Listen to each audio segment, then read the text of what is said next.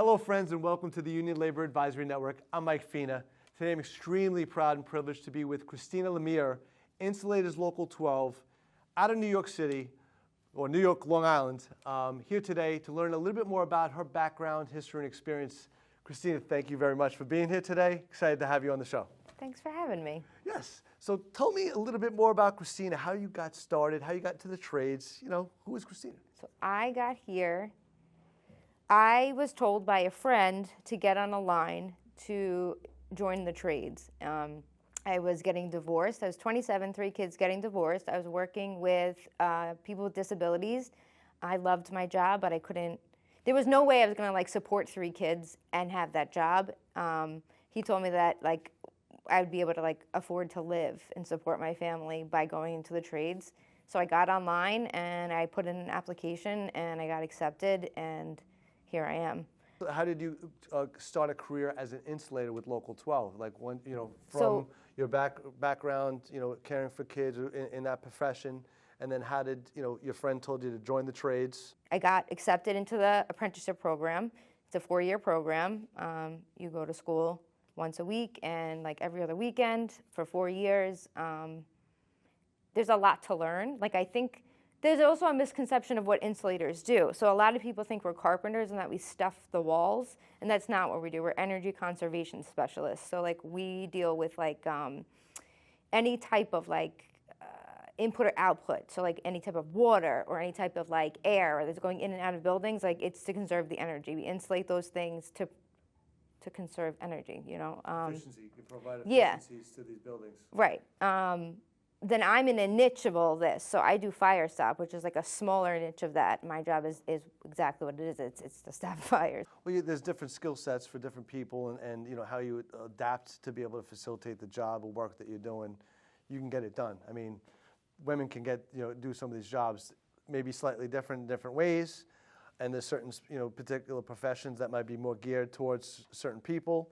You find that craft, find that purpose, find the job that you really enjoy, and then you kind of move forward through it. So I know you're loving your job right now. Yes. We met out in D.C. last year as well at the Tradeswomen Build Nations event. Myself and my wife were down there just seeing, 3,000 women running through the streets of D.C. Incredible event, very inspirational, spiritual, meeting people. Give me a little bit of background of how that affected you or what you thought about that particular event. So Tradeswomen Build Nations is what changed my whole career in the trades. I had a difficult time, not staying employed, but staying employed. So I'm a big believer in if, especially as an apprentice, if you're having a hard time keeping a job, you really have to look at why you're having a hard time keeping a job. And I really got in my own way by questioning my skill sets, and rather than just working, I would sit there and get stuck on certain areas of my job. And so it was hard to keep me employed for long periods of time. And so it was during a layoff, and this is just side note, but I was during a layoff, and so I'm still part of a union. So the union is the individual. This, we're gonna go here now. Yeah.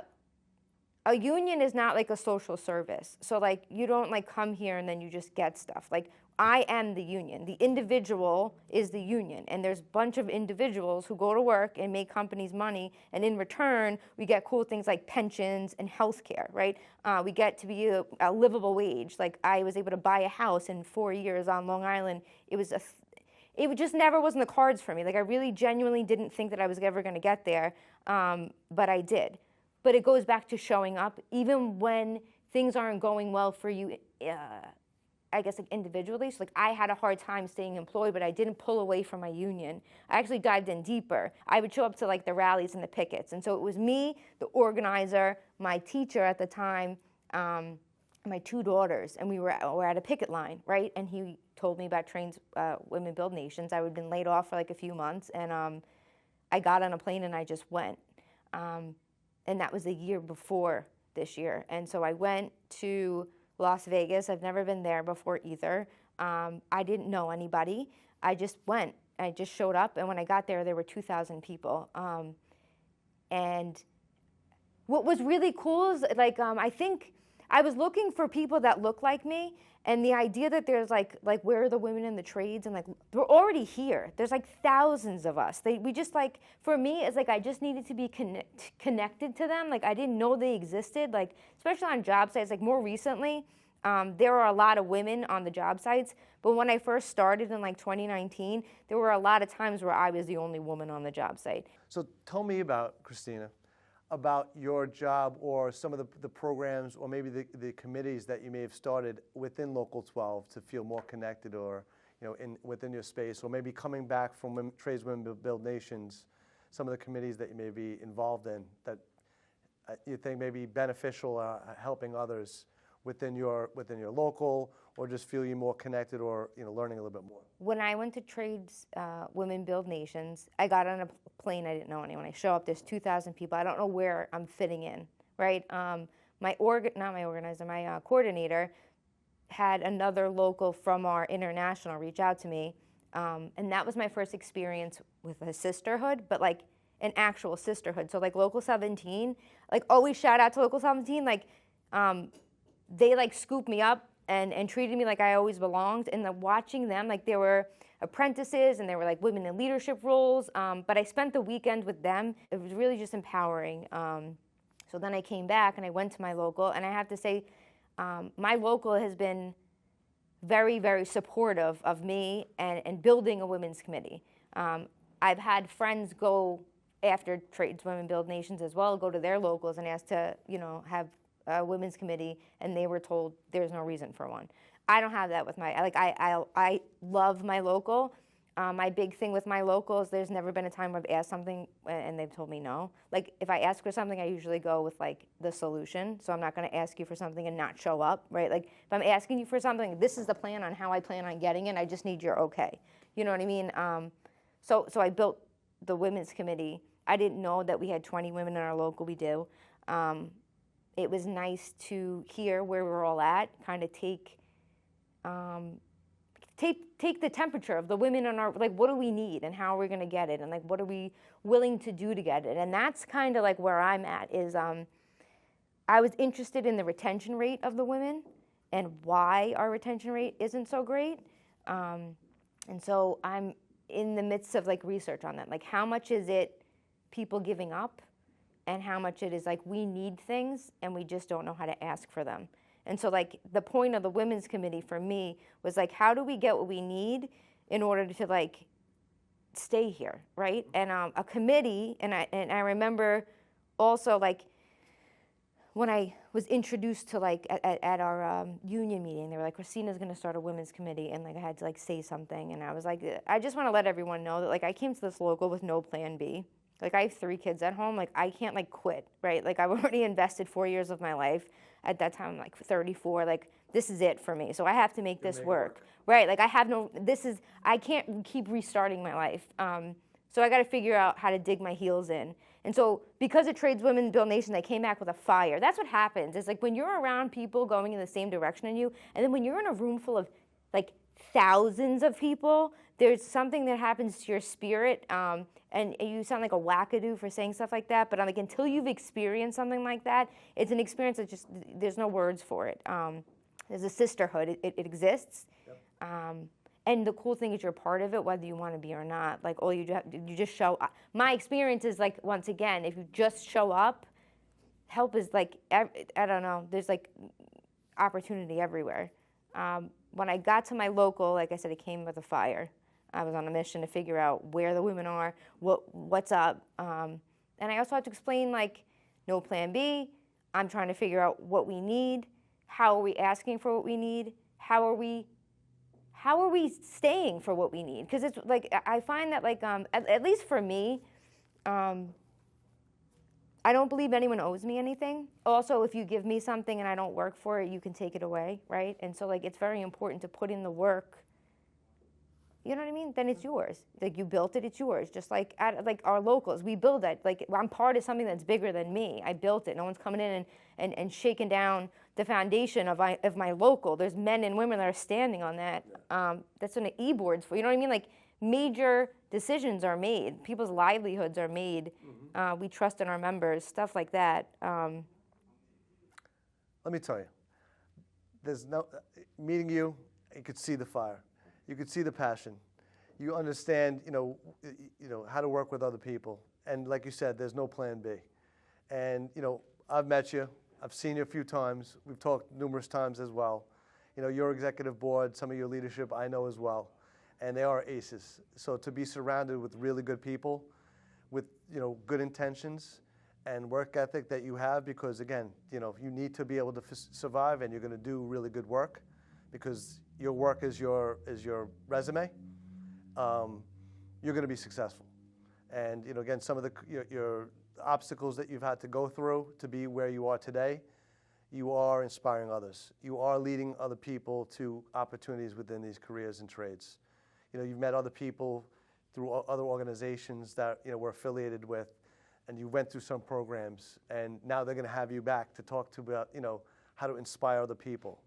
So, what you're doing and why you're here today and just sitting down with the ULA to talk about your background is great. And again, I want to thank you because, again, you go all over places, but your passion is there. And you know exactly what it is that you're trying to accomplish. And you're meeting other women of like mind, which makes you feel really comfortable and makes me very proud and inspired too, because I like talking to people like you.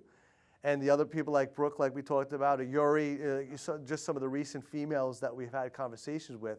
And last month was Women's History Month. Right. So you see this inspiration. We talked about new or the ARC initiatives that are going on within the building trades. These are all feeders or opportunities that you can get yourself into these careers. And if you take advantage of those particular opportunities, you can be successful. Follow the path, follow the opportunity, do your hard work, and your union is going to work with you to be able to make sure you get those things done, right? I mean, that's the way I see it, and I see you blossoming into like these next levels. To have you come here today too in Long Island to meet me here. I'm just so thankful for you to be here, and I know we're going to be working collectively on opportunities to have you in front of other people to talk about where you came from and where you're at. And, to be able to do that, inspire others, you're making a difference. And, just know that because, on the weekends we'll say, this is tough, or I'm not feeling great, or this is what's my job about. Just know your role is making a difference and you're doing great things for other people. I think it's important. I think one of the big things is fellowship. So like we're a family. Like a union is like a family, so we call it brothers and sisters, and I think the more you're around the member, it's easy to get stuck in like fatigue. Like we have hard jobs, shitty weather, it's exhausting. If you're around the wrong guy at work and he's not, it's so contagious. So it's real for me. Like the fellowship is really, really important. You're doing great work. You're in a trade that is going to make you successful, and and all the benefits of those particular union career job opportunities. When you talk about pension, welfare, annuity, what you're working for now as well as for the future, to be able to have those retirement benefits, all those perks that have been available to you or negotiated for you, those are the things you work hard for. And again, you will be a leader in industry. You'll be able to talk to other people, to inspire other people, because, like you mentioned before, the members are the cash flow, the lifeblood of these union organizations and the future generation of those next pensions and welfare. So you're feeding that the future. And as your mentors, the people that are in your training facilities are trying to train the best in class, we mentioned this a little bit earlier before, is you have access to the best in class, unlimited training centers. It's like you have the best gym membership to facilitate and use every tool to make you the best person you can possibly be. And I think that's a real strategic advantage versus non-union or union. And when you go to these unions, now you have that support level, those people that are going to be there for you. And not only when you're working, but then you look at the retirees and then the retiree benefits or those members assistance programs after. And we look at that, and some of the people we interviewed as well today, they're so thankful, as a retiree, and they're older now, to say, I have these benefits that I may not have had if I was not in a different, position. So, for me to have you here today, again, I want to thank you for everything that you do. We will be talking again in the future, maybe future panels, or as you get me Yeah, we're connected to gonna. other There's so many women you have to sisters in meet. the There's trades. so many of us out there, and that's one more thing I want to say before we go is that there's a misconception that like this is like a new event, women in the trades, but like in general, women are working. And we're working in the trades. And these aren't jobs; these become careers. Yeah, right? this So is you're a not life. just going and moving on and doing something else. These are career opportunities that you're paying into something, and not only for today, but also for tomorrow. Absolutely. And again, being privileged to know a lot of different trades. You have a skill, a craft, piece of artwork that you could fabricate, change, do, install that many people can't. Yes. So, you have a strategic advantage over others as you learn your specialty. Absolutely. And, I think that's something nobody could take away from you, and that's what we talk about. As long as you're working. Exactly. If you're not producing and you're not making money, just like every other job, if you don't do your job, you're not going to have a job. Absolutely. So figure out what your job is, what you're good at, and make it happen. You have to make it happen. And I had to, like I said, I came in, I was super anxious. I had a really hard time second guessing every little thing I did, and I just found my niche in fire stop. I love it. I do it. I get it done. I feel confident in it, and that's it. It's because I made a choice not to just throw in the towel. Well, Christine, I can't thank you enough for being here today, sharing your experience, going through your life story and opportunities, and I'm sure we'll have you back on again. And again, I just want to thank you for all that you do. Thank you. You got it? All right. Thanks. I'd like to thank all our sponsors for helping to build and promote the ULA network. It is because of you that we're able to support, educate, and promote informative content relevant to labor. Please subscribe, like, and share our channel and media. I'd like to thank you all for your support.